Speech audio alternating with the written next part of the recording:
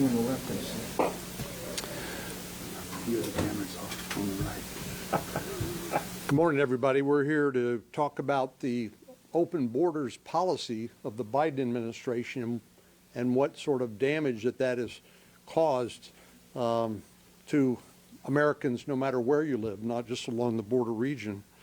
In particular, I want to emphasize the concerns I have, and I think average Americans would also have, about the 300,000 children who've been placed with sponsors by the Biden administration's HHS, Health and Human Services, or Office of Refugee Relocation.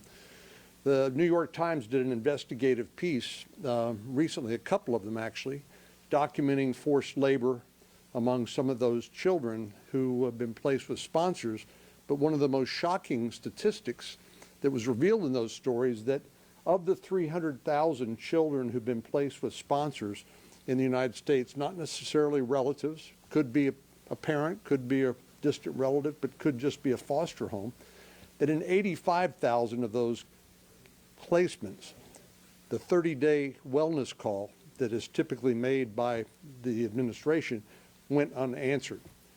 And so not only does the Biden administration not know where 300,000 children currently reside, what's happening to them, whether they're going to school, whether they're getting health care, whether they're being recruited for gangs, whether they're being trafficked for sex, or just simply neglected or abused, the Biden administration doesn't know. And the truth is they don't care. Because if they did know, they would do something about it.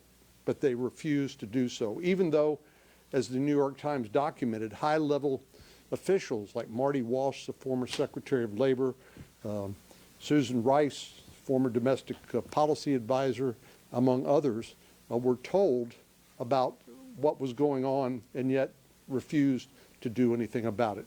You know, I've wondered, as a border state senator, what's it going to take to get the attention of the Biden administration to finally do something about the Biden border crisis? Well, obviously 300,000 children who are in the United States that they don't know what they are or what's happening to them, what their circumstances are. That's not enough to move them. How about 108,000 dead Americans? Dead because they consumed some of the drugs that are smuggled across the southwestern border, including 71,000 from fentanyl.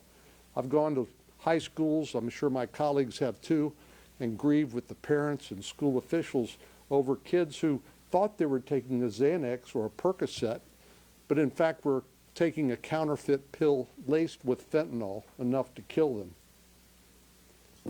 I still wear a wrist bracelet from one I got in Carrollton Farmers Branch, where a father gave me a bracelet that commemorates his daughter who lost her own life as a result of the fentanyl poisoning, and it says, "One pill can kill," trying to raise public awareness to this scourge.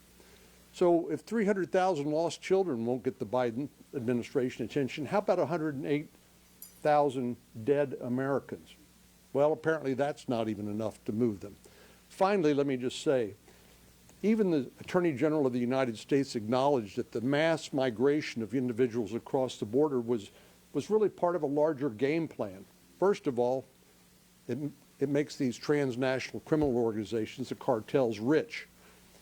But secondly, by diverting Border Patrol, taking them off the front lines so they can attend to administrative duties like feeding these unaccompanied children, changing diapers and the like, that's created a huge opportunity for the drugs to come across, which again contributed to the death of 108,000 Americans last year. So we're here today to ask, what will it take? What will it take to finally get the Biden administration to wake up to their failed open border policies?